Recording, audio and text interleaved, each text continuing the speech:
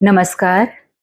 मैं जया भट्टाचार्य गुलदस्ता से आज आपके लिए लेकर आई हूँ गुरुदेव रविंद्रनाथ टैगोर की कहानी पाषाणी।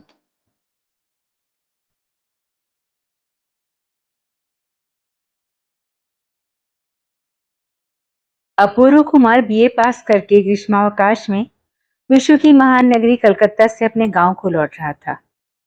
मार्ग में एक छोटी सी नदी पड़ती है। वो बहुधा बरसात के अंत में सूख जाया करती है, परंतु अभी तो सावन मास है। नदी अपने यौवन पर है। गांव की हद और बांस की जड़ों का आलिंगन करती हुई तीव्रता से बहती चली जा रही है। लगातार कई दिनों की घनघोर बरसात के बाद आज तनिक मेघ छटे हैं और नभपटल पर सूर्यदेव के दर्शन हो रहे हैं। नौका पर बैठे हुए अपूर्व कुमार के हृदय में बसी हुई प्रतिमा यदि दिखाई देती तो देखते कि वहां भी इस नवयुवक की हृदय सरिता नववर्षा से बिल्कुल तट तक भर गई है और सरिता का जल ज्योति से झिलमिल झिलमिल और वायु से छप छप कर रहा है। नौका यथास्थान घाट पर लगी है। नदी के उस तट पर से वृक्षों की आड़ में से अपूर्व के घर की छत स्पष्ट दिखाई दे रही है। घर पर किसी को खबर तक नहीं की कि अपूर्व शहर से लौट रहा है, अतः घर पर से लिवाने के लिए कोई नहीं आया।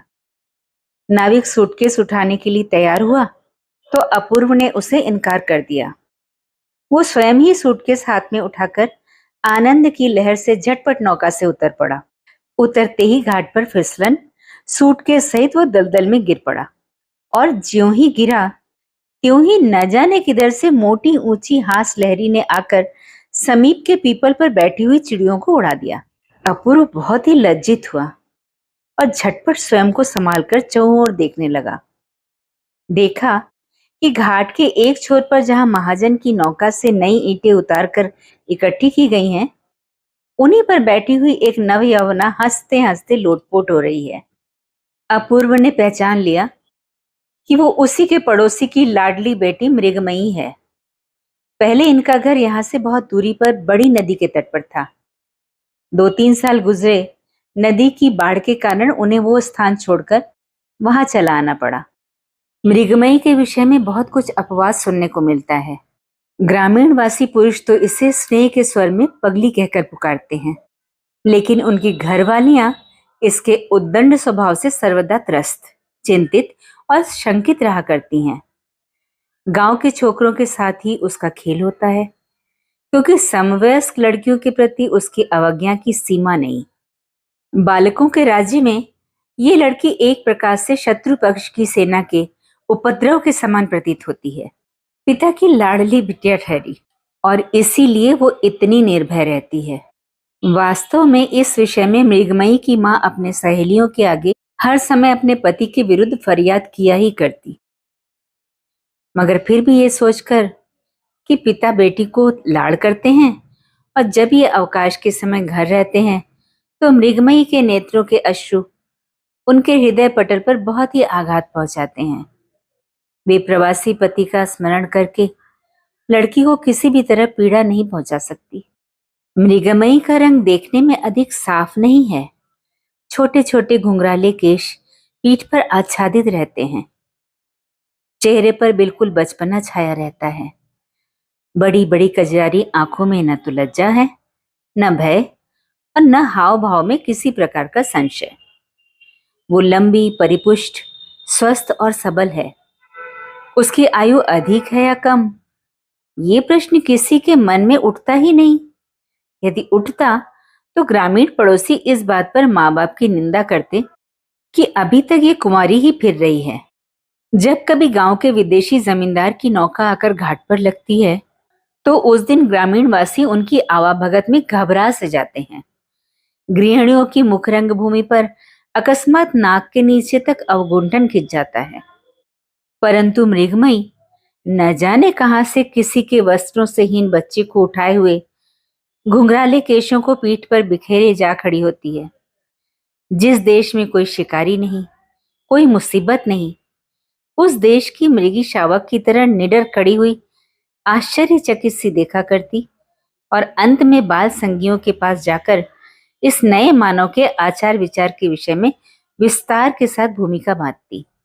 हमारे अपूर्व कुमार ने अवकाश के दिनों में घर आकर इससे पहले और भी 2-4 बार इस सीमाहीन नवयौवना को देखा है और फालतू समय में, यहाँ तक कि काम के समय में भी इसके विषय में विचार किया है। इस धरा पर बहुत से चेहरे देखने में आते हैं, पर कोई कोई चेहरा ऐसा होता है कि न कुछ कहना न सुनना, चट से मन के भीतर जाकर ऐसा बस जाता है कि उसे निकालना मुश्किल हो जाता है।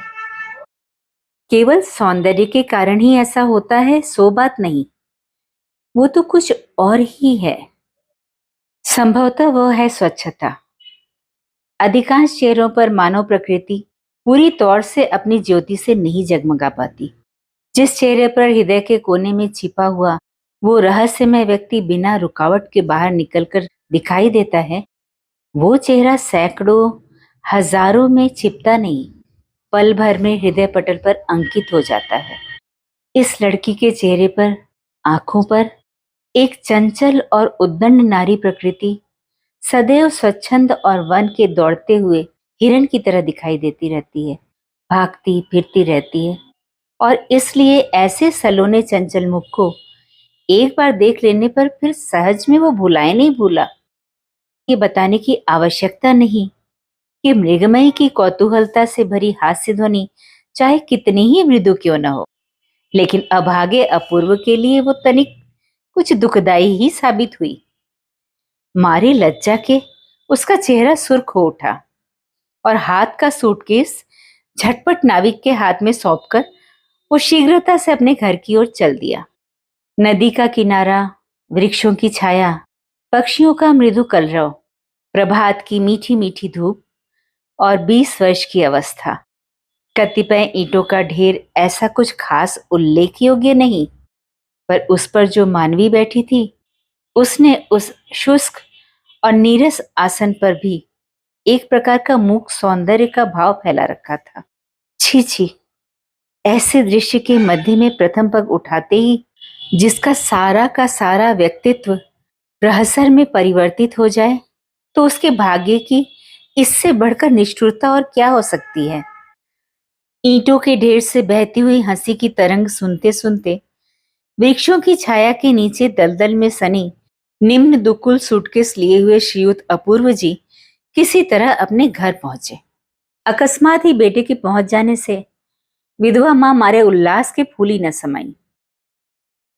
उसी समय खोया, दही, दूध और बढ़िया मछली की तलाश में दूर पास सब स्थानों पर आदमी दौड़ाए गए और पास पड़ोस में भी एक प्रकार की हलचल सी पैदा हो गई। भोजन की समाप्ति पर मां ने बेटे के आगे ब्याह का प्रस्ताव छेड़ा। अपूर्व इसके लिए तैयार था ही, कारण ये प्रस्ताव बहुत पहले से ही पेश था। केवल अपूर्व तनिक कुछ नई रोशनी के चक्कर में आकर हट कर बैठा था कि बीए पास किए बिना विवाह हरगिज नहीं कर सकता इत्यादि। अब तक उसकी मां उसके पास होने की राह देख रही थी, सो अब किसी प्रकार की आपत्ति उठाने के मायने है कि झूठी बहानेबाजी। अपूर्व ने कहा, पहले लड़की तो देखो फिर देखा जाएगा। मां ने उत्तर दिया, लड़की वड़की सब देखी जा चुकी है, उसके लिए तुझे फिक्र करने की जरूरत नहीं। किंतु अपूर्व उसके लिए स्वयं ही फिक्र करने के लिए उद्यत हो गया। बोला, लड़की बिना देखे मैं विवाह नहीं कर सकता। मां सोच में पड़ गई। ऐसी अनोखी बात तो आज तक नहीं सुनी थी। फिर भी वो राजी हो गई। रात को अपूर्व दीपक बुझाकर बिस्तर पर जा पड़ा।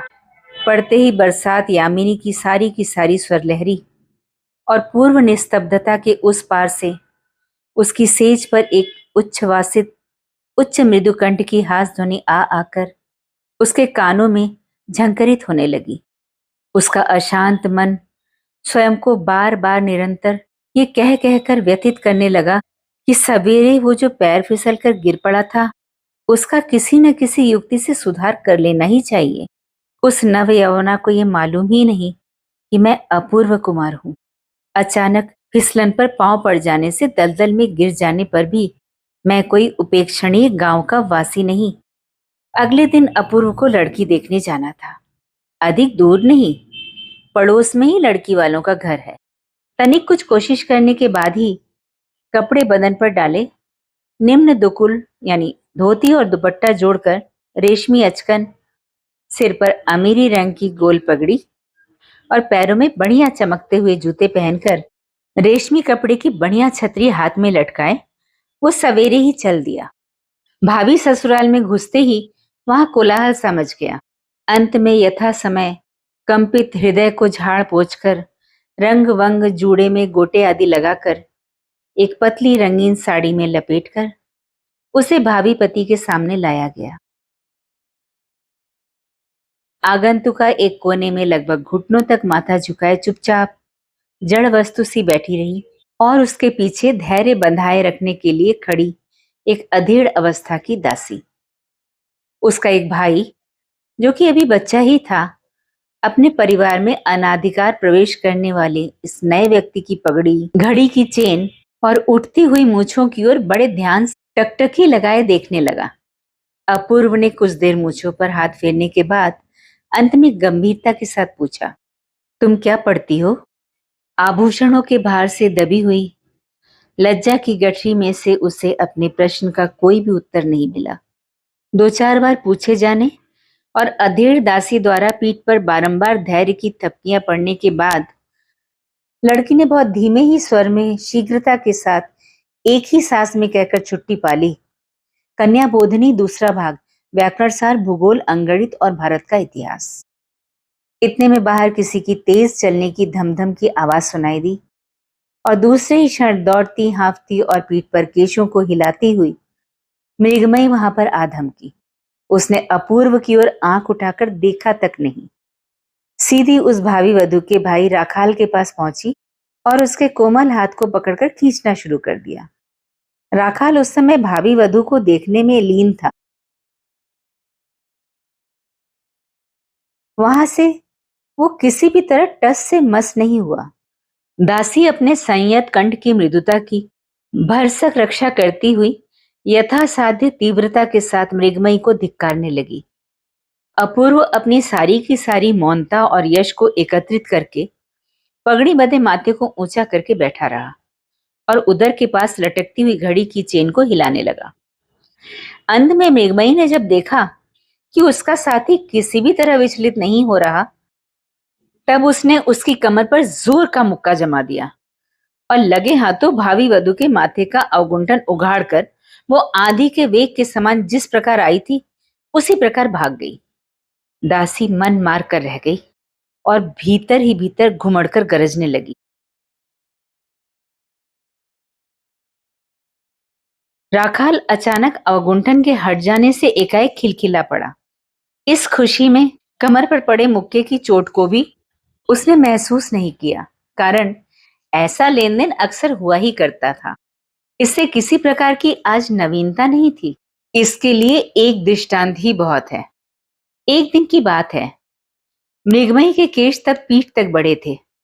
राखाल ने अचानक पीछे से आकर कैंची से उसके बाल काट दिए।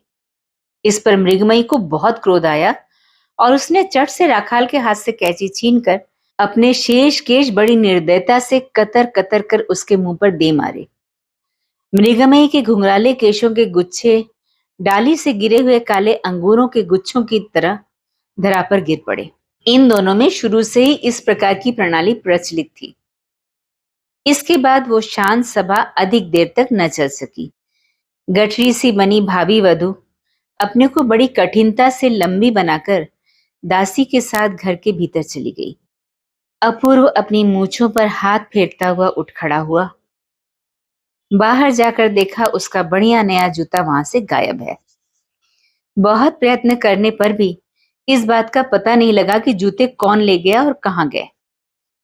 घर वाले सभी बड़े परेशान हुए और अपराधी के नाम पर अब शब्दों की बौछार होने लगी।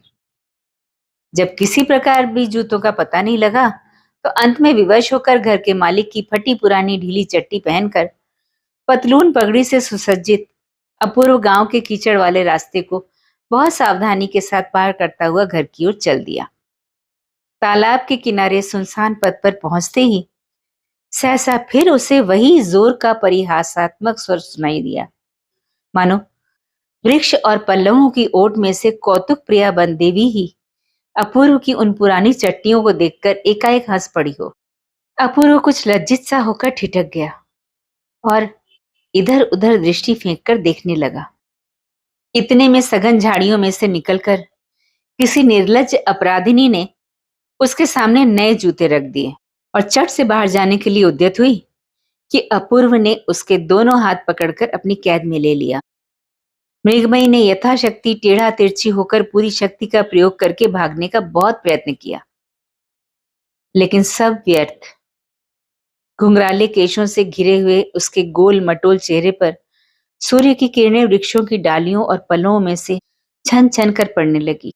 कौतूहलता से वशीभूत होकर कोई पथिक जिस प्रकार दिवाकर की किरणों से चमकती हुई स्वच्छ चंचल निर्झरणी की ओर झुककर टकटकी लगाए उसकी तली को देखता रहता है, ठीक उसी तरह अपूर्व ने मृगमयी के ऊपर उठे चेहरे पर खंजन सी चंचल आंखों के भीतर गहरी दृष्टि फेंक कर देखा और फिर बहुत धीमे से उसे अपनी मुट्ठियों के बंधन से मुक्त कर दिया।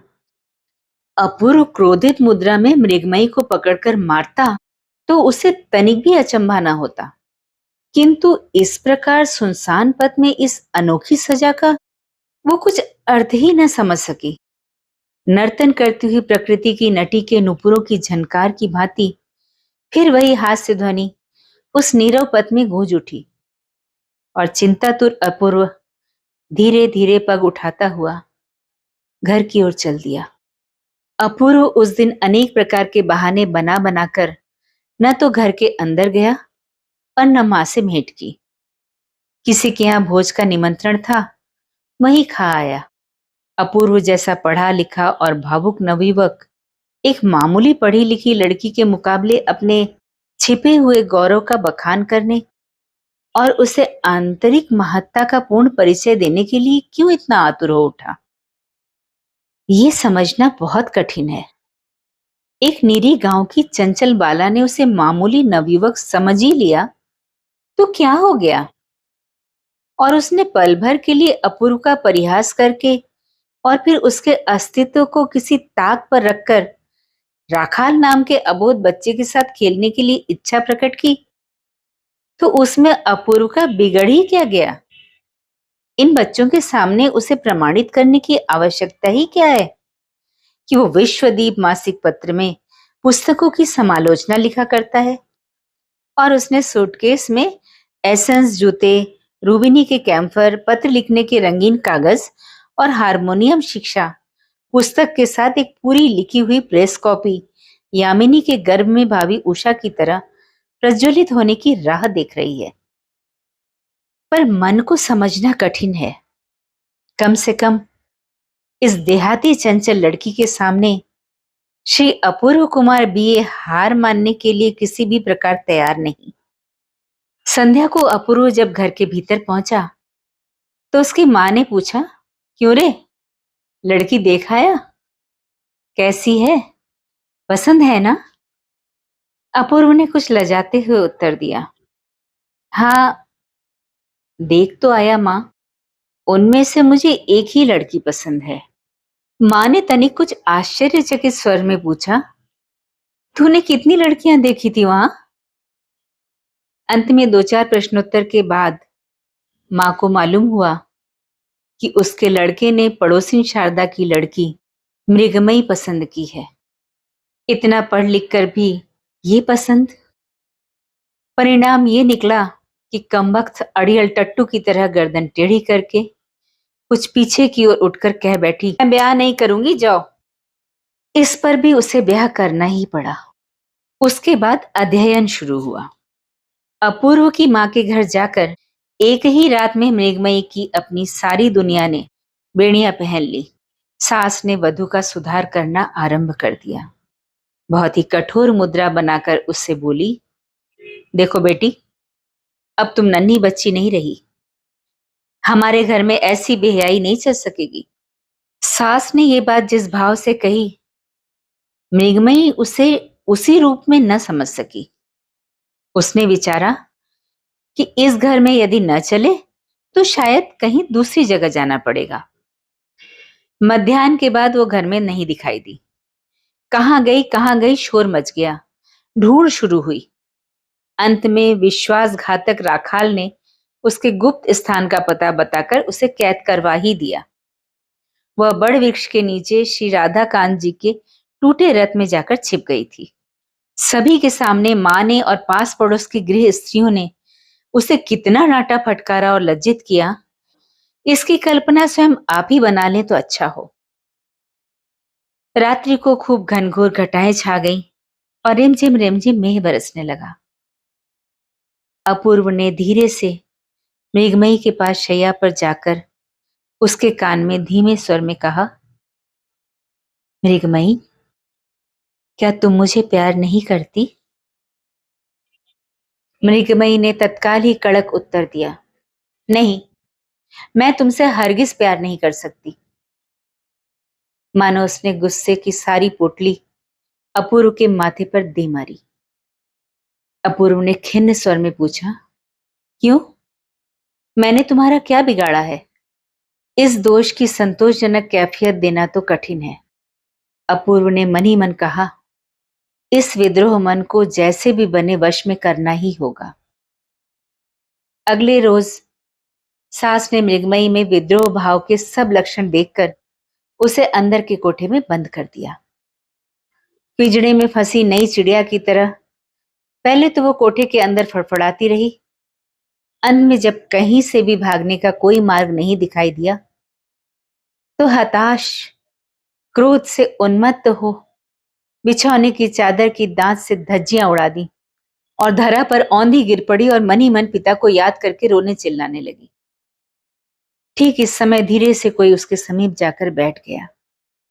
बड़े स्नेह से उसके धूल धूसरित केशों को कपोलों पर से एक ओर हटा देने का प्रयत्न करने लगा।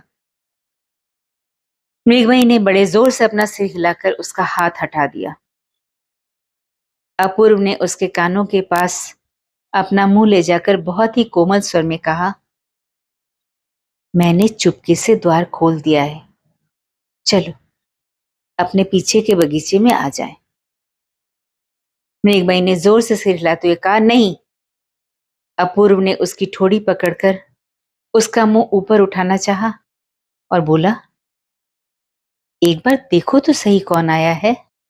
राखाल धरा पर औंधी लेटी हुई मृगमयी को घूरता हुआ हदबुद्धि ही द्वार पर खड़ा रहा। मृगमयी ने बिना मुंह उठाए ही अपूर्व का हाथ झटक कर अलग कर दिया। अपूर्व ने कहा, देखो, राखाल तुम्हारे साथ खेलने आया है, इसके साथ खेलने नहीं जाओगी? उसने कुपित स्वर में कहा, नहीं। राखाल ने भी देखा कि मामला कुछ संगीन है। वो किसी प्रकार वहां से निकल जान बचाकर भाग गया। अपूर्व चुपचाप बैठा रहा। अब मृगमयी अश्रु बहाकर सो गई। तब वो चुपके से उठा और द्वार की सांकल चढ़ा दबे पांव वहां से चल दिया। इसके अगले ही रोज मृगमयी के पिता की एक चिट्ठी मिली। उसमें उन्होंने प्राण प्यारी बेटी मृगमयी के ब्याह में न आने के कारण विलाप करके अंत में नव दंपति को शुभाशीष दिया था। मृगमयी ने सास के पास जाकर कहा, मैं पिताजी के पास जाऊंगी। सास मां ने अनायास ही वधू की इस असंभव प्रार्थना को सुनकर उसे फटकार दिया। बोली, पिता का कहीं ठौर ठिकाना भी है कि ऐसे ही पिता के पास चली जाएगी? तेरा तो काम दुनिया से निराला ही है। लाड़ मुझे पसंद नहीं। वधू ने कोई उत्तर नहीं दिया। अपने कमरे में जाकर उसने भीतर से द्वार बंद कर लिया और बिल्कुल निराश मानव जिस प्रकार देवी देवताओं से प्रार्थना करता है उस तरह वह कहने लगी, पिताजी, तुम मुझे ले जाओ यहां से। यहां मेरा कोई नहीं है। मैं यहां जीवित न रह सकूंगी। अधिक रात चले जाने पर जब उसके पिता निद्रा में खो गए तब वो चुपके से द्वार खोलकर बाहर चल दी। वास्तव में बीच बीच में मेघों की गर्जन सुनाई देती थी। फिर भी बिजली की रोशनी में रास्ता दिखाई देने लायक काफी रोशनी थी। पिताजी के पास जाने के लिए कौन से रास्ते को पकड़ना चाहिए, मृगमयी को कुछ भी पता न था। उसे तो केवल इतना ही विश्वास था कि जिस रास्ते में पत्रवाहक डाक लेकर जाते हैं उसी मार्ग से दुनिया के किसी भी ठिकाने पर पहुंचा जा सकता है। मृगमयी भी उसी रास्ते पर चलती रही। चलते चलते उसके शरीर का चूरा हो गया। रात्रि का लगभग अंतिम प्रहर भी खत्म हो चला। सुनसान वन में जबकि दो चार पक्षी पंख हिला हिलाकर अनिश्चित स्वर में बोलना चाहते थे और समय का पूर्ण निर्णय न कर सकने के कारण दुविधा में फंसकर चुप रह जाते थे, उस समय मृगमयी सड़क के किनारे नदी के तट पर के बाजार में पहुंची। इसके बाद वो विचार कर रही थी कि अब किस ओर चलना चाहिए। इतने में उसे परिचित झमझम शब्द सुनाई दिया। थोड़ी देर में कंधे पर चिट्ठियों का थैला लटकाए हांफता हुआ पत्रवाहक खट आ पहुंचा। मृगमयी जल्दी से उसके पास जाकर करुण स्वर में बोली, कुशीगंज में पिताजी के पास जाऊंगी, तो मुझे साथ ले चलो ना। उसने उत्तर दिया, कुशीगंज कहाँ है इसका मुझे नहीं मालूम। छोटा सा उत्तर देकर वो घाट पर जा पहुंचा और घाट पर बंधी हुई डाक की नौका में बैठकर नाविक को जगाकर नौका खुलवा दी। उस समय उसे किसी पर दया करने या पूछताछ करने की फुर्सत नहीं थी। देखते देखते बाजार और घाट सजग हो गए। मृगमयी ने घाट पर पहुंचकर एक नाविक से कहा, मुझे कुशीगंज पहुंचा सकोगे? उस नाविक के उत्तर देने से पहले ही बगल की नौका पर से कोई बोल उठा, अरे कौन है? मृगी बिटिया, तू यहां कैसे आई? मृगमयी ने व्यग्रता से उत्तर दिया, बनमाली, मैं पिताजी के पास कुशीगंज जाऊंगी, तू अपनी नौका पर मुझे ले चल। बनमाली उसके गांव का ही नाविक था। वो उस उच्छृंखल मानवी को भली भांति पहचानता था। उसने पूछा, बाबूजी के पास जाएगी बिटिया? बड़ी अच्छी बात है, चल मैं तुझे पहुंचा दूं। मृगमयी नौका पर जा बैठी। नाविक ने नौका छोड़ दी। मेघों ने अश्रु बहाना शुरू कर दिया। सावन भादों के समान पूरी चढ़ी हुई नदी के थपेड़े नौका को जोर से हिलाने लगे। मृगमयी का सारा शरीर थकावट और नींद के मारे टूटने सा लगा। आंखें नींद से बोझिल हो गईं और वो आंचल बिछाकर लेट रही। और लेटते ही वो चंचल नव यौवना नदी के हिंडोले में प्रकृति के स्नेह छाया में पालित शिशु की तरह बेधड़क सो गई। आंख खुली तो देखा कि वो अपनी ससुराल में पड़ी सो रही है। उसे जगते देख महरी बड़बड़ाने लगी। उसका बड़बड़ाना सुनकर सास माँ भी आ पहुंची और जो मन में आया वो कहा। मृगमयी आंखें फाड़ फाड़ कर शांत हो उनके मुंह की ओर देखती रही। अंत में जब सास माँ ने भी उसके पिता की शिक्षा पर व्यंग करना शुरू कर दिया, तब मृगमयी ने जल्दी से उठकर बगल की कोठरी में घुसकर अंदर से द्वार बंद कर लिया। अपूर्व ने लाज को बिल्कुल ही ताक पर रखकर मां से कहा, मां, वधु को 2-4 दिन के लिए उसके घर ही भेज देने में कोई हर्ज की बात नहीं। मां ने अपूर्व को बुरी तरह आड़े हाथों लिया। बोली, नपूते, दुनिया में इतनी लड़कियां होते हुए भी न जाने कहां से छांट छांट के ऐसी हड़जाल को मेरी छाती पर डाल दिया। इस प्रकार के कटु शब्द अपूर्व को निर्दोष होते हुए भी सुनने पड़े। उस रोज सारे दिन घर के बाहर बूंदाबांदी और अंदर अश्रु की वर्षा होती रही। अगले रोज अर्धरात्रि को अपूर्व ने मृगमयी को धीरे से जाकर पूछा, मृगमयी, क्या तुम अपने पिताजी के पास जाना चाहती हो? मृगमयी ने चौंक कर जल्दी से अपूर्व का हाथ पकड़कर कृतज्ञ कंठ से उत्तर दिया, हाँ। तब अपूर्व ने चुपके से कहा, तो चलो हम दोनों चोरी चोरी भाग चलें। मैंने घाट पर नौका प्रबंध कर रखा है। मृगमयी ने इस बार कृतज्ञ दृष्टि से अपूर्व की ओर देखा और उसके बाद तत्काल ही उठ कपड़े बदल चलने के लिए उद्यत हो गई।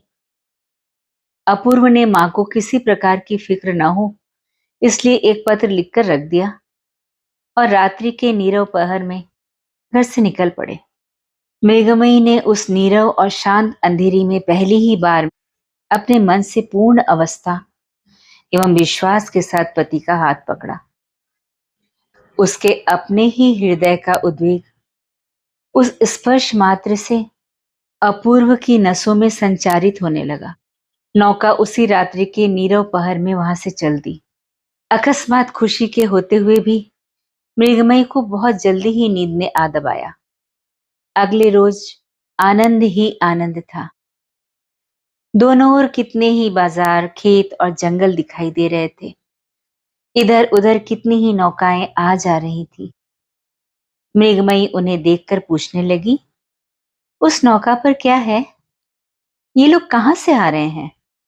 इस स्थान को क्या कहते हैं? ये सवाल ऐसे पेचीदा थे जो अपूर्व ने कभी कॉलेज की किताबों में कहीं नहीं पढ़े थे। उसके कलकत्ता जैसी महानगरी के तजुर्बे के बाहर थे। फिर भी उसके मन को संतुष्ट करने के लिए जो भी उत्तर दिए थे वो सब मृगमयी को बहुत अच्छे लगे थे। दूसरी संध्या को नौका कुशीगंज के घाट पर जा लगी। पास में ही टीन के एक छोटे से झोपड़े में मैली सी धोती बांधे, कांच की भद्दी लालटेन जला, छोटे से डेस्क पर एक चमड़े की जिल्द वाला बड़ा सा रजिस्टर रखकर नंगे बदन स्टूल पर बैठे ईशान चंद्र कुछ लिख पढ़ रहे थे। इसी समय इस नव दंपति ने झोपड़े में प्रवेश किया। मृगमयी ने पुकारा, पिताजी। उस झोपड़ी में आज तक ऐसी मृदु ध्वनि इस प्रकार से पहले और कभी नहीं सुनाई दी थी। ईशान के नेत्रों से टप टप आंसू गिरने लगे। उस समय वे निश्चय न कर सके कि उन्हें क्या करना चाहिए। उनकी बेटी और दामाद मनुष्य साम्राज्य के युवराज और युवराज्ञी हैं। यहाँ पटसन के ढेर के बीच में उनके बैठने लायक स्थान कैसे बनाया जा सकता है? इसी के निर्णय हेतु उनकी भटकती हुई बुद्धि और भी भटक गई। और खाने पीने का प्रबंध, ये भी दूसरी चिंता की बात थी। निर्धन बाबू अपने हाथ से दाल भात पकाकर किसी तरह पेट भर लेता है, पर आज इस खुशी के अवसर पर क्या खिलाए और क्या करे? मृगमयी पिता को असमंजस में देखकर फौरन बोली, पिताजी, आज हम सब मिलकर रसोई तैयार करेंगे। अपूर्व ने इस नवीन प्रस्ताव पर उत्साह प्रकट किया। उस छोटी सी झोपड़ी में स्थान की कमी, आदमी की कमी और अन्न की बहुत कमी थी। लेकिन छोटे से छिद्र में से जिस प्रकार फव्वारा चौगुने वेग से छूटता है, उसी प्रकार निर्धनता के सूक्ष्म सुराग से खुशी का फव्वारा तीव्रता से छूटने लगा। इसी प्रकार 3 दिन बीत गए। दोनों समय नियमित रूप से स्टीमर आता, यात्रियों का आना जाना और शोरगुल सुनाई देता था। लेकिन संध्या के समय नदी का तट बिल्कुल सुनसान हो जाता था। तब अपूर्व एक अनोखी स्वतंत्रता का अनुभव किया करता था। तीनों मिलकर कहीं कहीं रसोई तैयार किया करते थे। उसके बाद नई नई चूड़ियों से भरे हाथों से उसका परोसा जाना, श्वशुर और जमाता का सम्मिलित रूप से भोजन करना और नई गृहिणी के भोजन की त्रुटियों पर परिहास किया जाना, इस पर मेघमयी का अभिमान करना, इन सब बातों से सबका मन पुलकित हो उठता था। अंत में अपूर्व ने कहा कि अब अधिक दिन ठहरना उचित नहीं। मृगमयी ने कुछ और दिन ठहरने की प्रार्थना की, लेकिन ईशान बाबू ने कहा, नहीं, अब नहीं। विदा बेला पर बिटिया को छाती से लगा उसके माथे पर स्नेह सिंचित हाथ को रखकर अश्रु मिश्रित स्वर में ईशान चंद्र ने कहा, बिटिया, तू अपनी ससुराल में ज्योति जगाना, लक्ष्मी बनकर रहना, जिससे मेरे में कोई दोष न निकाल सके। मृगमयी अश्रु बहाती हुई अपने पति के साथ विदा हो गई और ईशान बाबू अपनी उसी झोपड़ी में लौटकर उसी पुराने नियम के अनुसार माल तोलकर दिन पर दिन और मास पर मास बिताने लगे। दोनों अपराधियों की युगल जोड़ी अब घर पहुंची तो मां गंभीर बनी रही, किसी से कुछ बात नहीं की। मां की ओर से किसी के व्यवहार में कोई दोष ही नहीं प्रदर्शित किया गया कि जिसकी सफाई के लिए दोनों में से कोई कुछ प्रयत्न करता। इस शांत अभियोग ने, इस मूक अभियान ने पर्वत की तरह सारी गृहस्थी को अटल होकर दबा रखा। जब यह सहन शक्ति से बाहर की बात हो गई तो अपूर्व ने कहा, मां, कॉलेज खुल गया है, अब मुझे कानून पढ़ने जाना है। मां ने कुछ उदासीनता प्रकट करते हुए कहा, बहू का क्या करोगे? अपूर्व ने कहा, यहीं रहेगी, माँ ने उत्तर दिया, ना बेटा, यहाँ पर उसकी जरूरत नहीं, उसे तुम अपने साथ ही लेते जाओ। अपूर्व ने अभिमान पीड़ित स्वर में कहा, जैसी इच्छा। कलकत्ता लौटने की तैयारी माँ करने लगी। लौटने के एक दिन पहले रात को अपूर्व जब अपने कमरे में विश्राम के लिए गया तो देखा कि मृगमयी शैया पर पड़ी रो रही है। अनायास ही उसके हृदय को चोट पहुंची। व्यक्त स्वर में बोला, मृगमयी, मेरे साथ महानगरी चलने को मन नहीं चाहता क्या? मृगमयी ने उत्तर दिया, नहीं। अपूर्व ने पुनः पूछा, क्या तुम मुझसे प्रेम नहीं करती? इस प्रश्न का कुछ भी उत्तर न मिला। विशेषतया इस प्रकार के प्रश्न का उत्तर बहुत ही सरल हुआ करता है, किंतु कभी-कभी इसके अंदर मनस्तर की इतनी जटिलता होती है कि कन्या से ठीक वैसे उत्तर की आशा नहीं की जा सकती। अपूर्व ने प्रश्न किया, राखाल को छोड़कर यहां से चलने की इच्छा नहीं होती क्या? मृगमयी ने बड़ी सुगमता से उत्तर दिया, हाँ। इसे सुनकर बीए पास अपूर्व के हृदय में सुई के बराबर बालक राखाल की ओर से ईर्ष्या का अंकुर उठ खड़ा हुआ।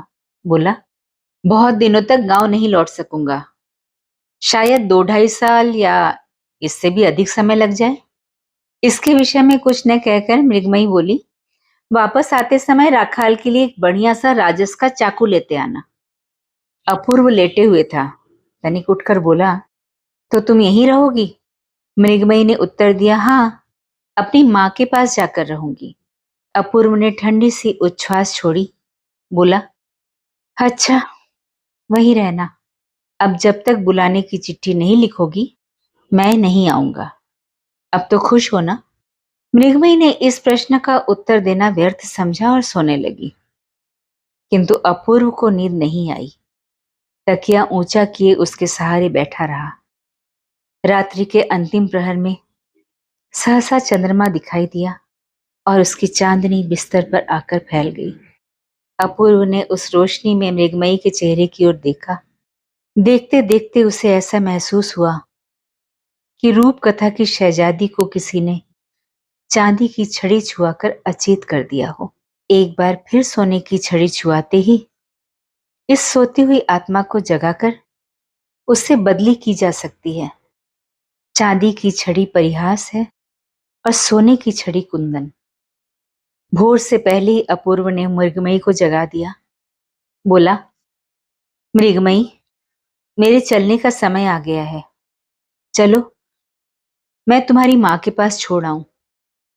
मृगमयी बिस्तर से उठकर चलने के लिए तैयार हो गई। अपूर्व ने उसके दोनों हाथों को हाथों में लेकर कहा, अब एक विनती और है। मैंने कितने ही अवसरों पर तुम्हारी सहायता की है।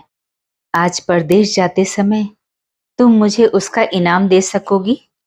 मृगमयी ने आश्चर्य के साथ पूछा, क्या? अपूर्व ने कहा, स्वेच्छा से केवल एक चुंबन दे दो।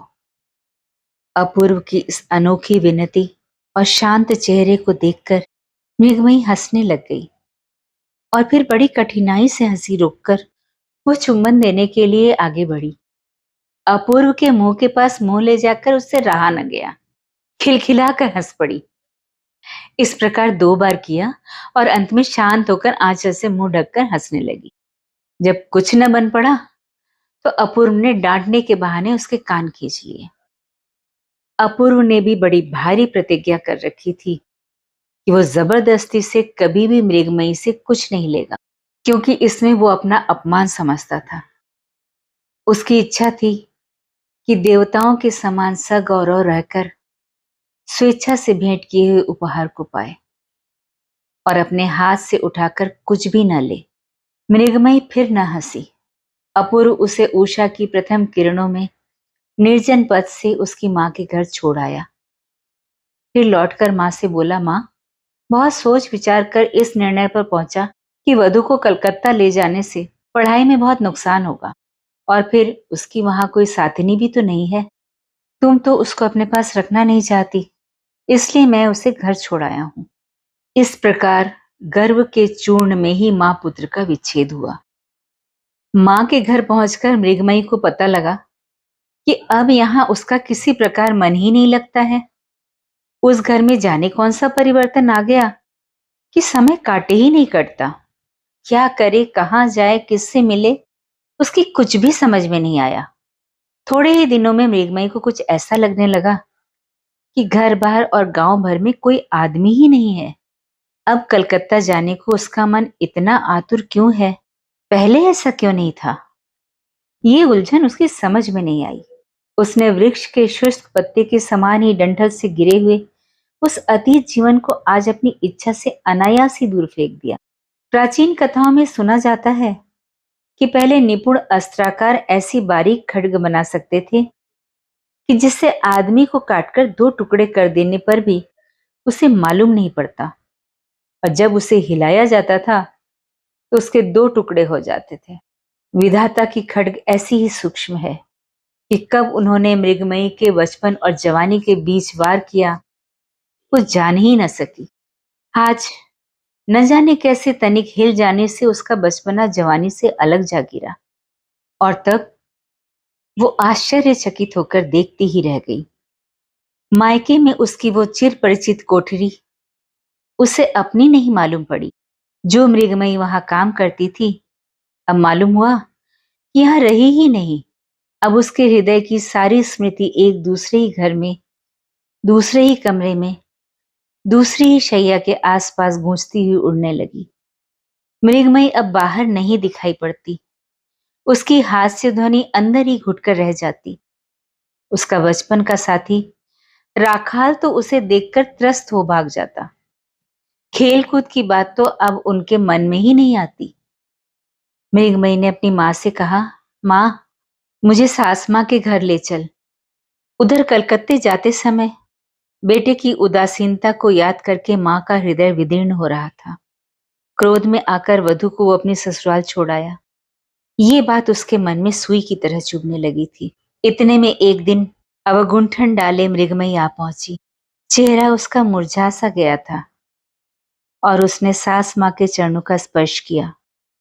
आशीष देने के स्थान पर सास माँ की आंखों में अश्रु भर आए और उसी क्षण मृगमयी को उठाकर जलते हुए कलेजे से लगा लिया। उसी क्षण दोनों का मिलाप हो गया। मृगमयी के चेहरे की ओर निहार कर सास माँ को बड़ा आश्चर्य हुआ। अब वो पहली मृगमयी नहीं रही थी। ऐसा परिवर्तन तो कतिपय सबके लिए संभव नहीं। ऐसे परिवर्तनों के लिए बड़ी ताकत की आवश्यकता होती है।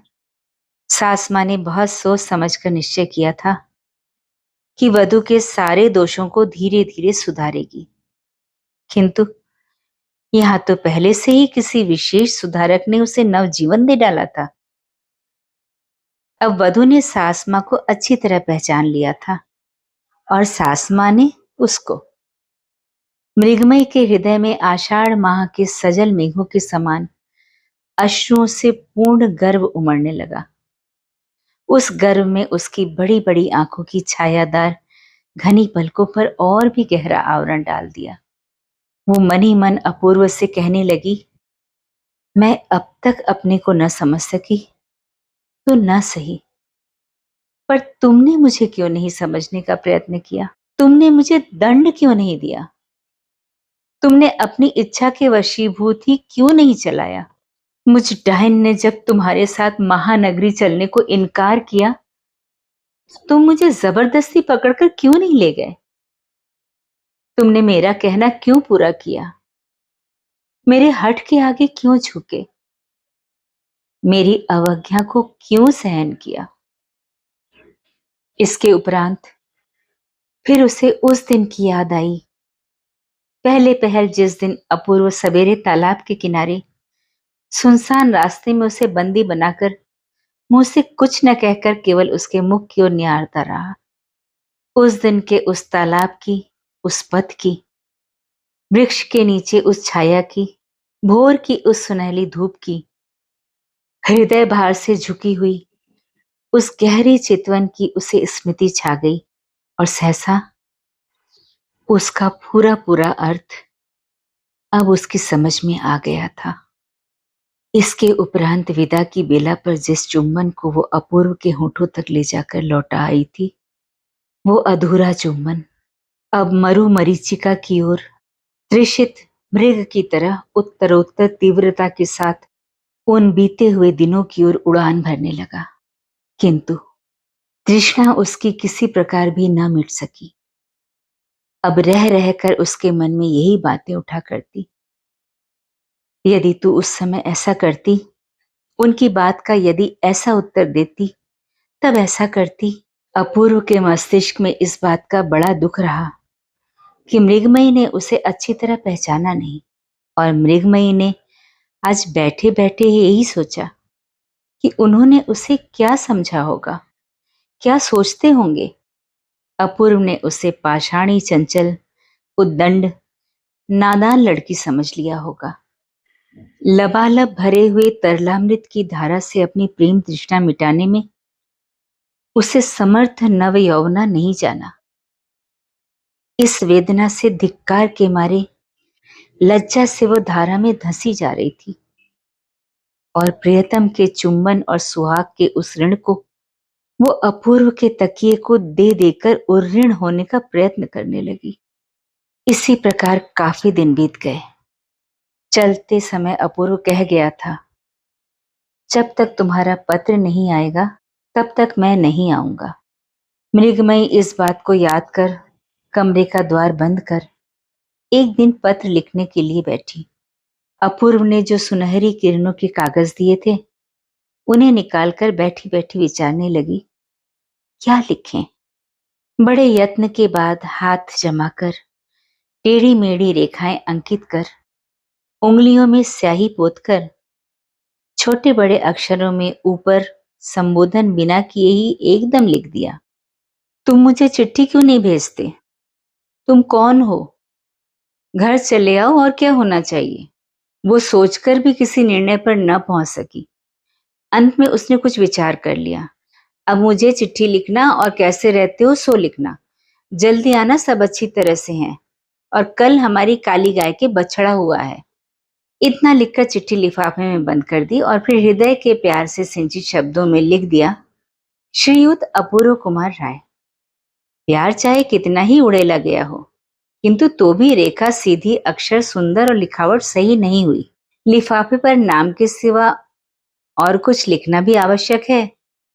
मृगमयी इस बात से परिचित न थी, कहीं सास माँ या कोई और न देख ले, इस भय से लिफाफे को विश्वस्त दासी के हाथ डाक में डलवा दिया। कहने की आवश्यकता नहीं कि उस पत्र का कुछ फल नहीं निकला और अपूर्व घर नहीं लौटा। माँ ने देखा कि कॉलेज बंद हो गया, फिर भी अपूर्व घर नहीं आया। सोचा अब भी वो उनसे गुस्सा है। मृगमयी ने भी समझ लिया कि अपूर्व उससे गुस्सा है, और तब वो अपने पत्र की याद करके मारे लज्जा के गड़ जाने लगी। वो पत्र उसका कितना तुच्छ और छोटा था, उसमें तो कोई बात ही नहीं लिखी गई थी। उसने अपने मन के भाव को उसमें लिखे ही नहीं, फिर उनका ही दोष क्या। ये सोच सोचकर वो तीर बिंधे शिकार की तरह भीतर ही भीतर तड़पने लगी। दासी से उसने बार बार पूछा, उस पत्र को तू डाक में डाल आई थी? दासी ने उसे कितनी ही बार समझाया, हाँ बहू जी, मैं खुद चिट्ठी को डिब्बे में डाल आई हूं। बाबूजी को वो मिल भी गई होगी। अंत में अपूर्व की मां ने मृगमयी को पास बुलाकर पूछा, बहू, वो बहुत दिनों से घर नहीं आया। मन चाहता है कि कलकत्ता जाकर उसे देख आऊं। क्या तुम साथ चलोगी? मृगमयी जबान से कुछ न कह सकी, परंतु स्वीकृति रूप में सिर हिला दिया और अपने कमरे में जाकर तकिए को छाती से लगाकर इधर से उधर करवटें बदलकर हृदय के आवेश को दबाकर हल्की होने का प्रयत्न करने लगी, और इसके बाद भावी आशंका के विषय में सोचकर रोने लगी। अपूर्व को सूचित किए बिना ही दोनों उसकी शुभकामना चाहती हुई कलकत्ता को चल दी। अपूर्व की मां कलकत्ते में अपने दामाद के यहाँ ठहरी। उसी दिन संध्या को अपूर्व मृगमयी के पत्र की आस छोड़कर और वचन को भंग करके स्वयं ही पत्र लिखने के लिए बैठा था। तभी उसे जीजाजी का पत्र मिला कि तुम्हारी माँ आई हैं, जल्दी आकर मिलो और रात को भोजन यही करना। समाचार सब ठीक है। इतना पढ़ने पर भी उसका मन किसी अमंगल सूचना की आशंका कर घबरा उठा। वो तुरंत ही कपड़े बदल जीजाजी के घर की ओर चल दिया। मिलते ही उसने माँ से पूछा, माँ, सब मंगल तो है? माँ ने कहा, सब देवी की कृपा है। छुट्टियों में तू घर नहीं आया, इसीलिए मैं तुझे लेने आई हूँ। अपूर्व ने कहा, मेरे लिए इतनी तकलीफ उठाने की क्या जरूरत थी माँ? मैं तो कानून की परीक्षा के कारण। ब्यालू करते दीदी ने पूछा, भैया, उस समय भाभी को तुम साथ ही क्यों नहीं लेते आए? भैया ने गंभीरता के साथ कहा, कानून की पढ़ाई थी दीदी। जीजा ने हंसकर कहा, ये सब तो बहाना है, असल में हमारे डर से लाने की हिम्मत ही नहीं पड़ी। दीदी बोली, बड़े डरपोक निकले भैया, कहीं इस डर से बुखार तो नहीं चढ़ा? इस तरह हंसी मजाक चलने लगा, परंतु अपूर्व वैसे ही उदासीन बना रहा। माँ जब कलकत्ते आई, तब मृगमयी भी चाहती तो वो भी कलकत्ते आ सकती थी। पाषाणी कहीं की। इस प्रकार सोचते सोचते उसे सारा मानव जीवन व्यर्थ सा प्रतीत होने लगा। ब्यालू के बाद बड़ी जोर की आंधी आई और बहुत तेज वर्षा होने लगी। दीदी ने कहा, भैया, आज यहीं रह जाओ। अपूर्व ने कहा, नहीं दीदी, मुझे जाना ही होगा, बहुत सा काम पड़ा है। जीजा ने कहा, ऐसी रात में तुम्हें क्या काम है? एक रात को ठहर ही जाओगे तो कौन सा काम बिगड़ जाएगा? बहुत कहने सुनने के उपरांत अनिच्छा से अपूर्व को उस रात दीदी के पास ठहरना पड़ा। राजी हो जाने पर दीदी ने कहा, भैया, तुम थके हुए दिखाई देते हो, अब चलकर आराम कर लो। अपूर्व की यही इच्छा थी कि शैया पर अंधेरे में अकेले जाकर सो रहे तो उसकी जान बचे। बातें करना भी तो उसे बुरा लगता था। सोने के लिए जिस कमरे के द्वार तक उसे पहुंचाया गया, वहां जाकर देखा कि भीतर अंधकार छाया था। दीदी ने कहा, डरो मत भैया, हवा से बत्ती बुझ गई मालूम होती है, दूसरी बत्ती ले आती हूँ। अपूर्व ने कहा, नहीं दीदी, अब उसकी आवश्यकता नहीं है, मुझे अंधेरे में ही सोने की आदत है। दीदी के चले जाने पर अपूर्व अंधकार से भरे कमरे में सावधानी के साथ शैया की ओर बढ़ा। शैया पर बैठना चाहता था कि इतने में ही चूड़ियों के खनकने की आवाज सुनाई दी और कोमल बाहुपाश में वो बुरी तरह जकड़ गया। उन्हीं क्षणों पुष्प से कोमल व्याकुल ओष्ठों ने डाकू के समान आकर अविरल अश्रुधारा में भीगे हुए चुंबनों के मारे उसे आश्चर्य प्रकट करने तक का अवसर न दिया। अपूर्व पहले तो चौंक पड़ा, इसके बाद उसकी समझ में आया कि जो काम वो पाषाणी को मनाने के लिए अधूरा छोड़ाया था, उसे आज अश्रुओं के वेग ने पूर्ण कर दिया है। अभी आप सुन रहे थे गुरुदेव रविंद्रनाथ टैगोर की कहानी पाषाणी। वाचिका थी जया भट्टाचार्य।